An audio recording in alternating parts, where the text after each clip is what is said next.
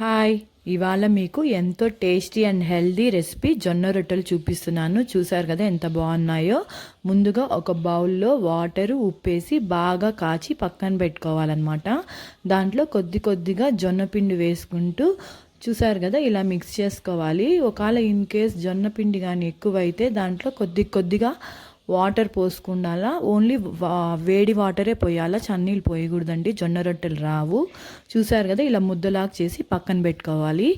ఇంకొక బౌల్లో వేడి నీళ్ళలో ఉప్పేసి పక్కన పెట్టుకొని ఇలా మనం చపాతీ పిండి మీద జొన్న పిండి వేసి ఇలా చేతితోనే ప్రెస్ చేసుకోవాలా. పక్కన పెనం బాగా కాగిన తర్వాత జొన్న రొట్టెనెత్తి దాని మీద వేసి మనం పక్కన పెట్టుకున్నాం కదా వాటరు, అవి బాగా చల్లుకోవాలన్నమాట. ఇలా చల్లుకుంటూ రెండు పక్కల కాల్చుకోవాలి.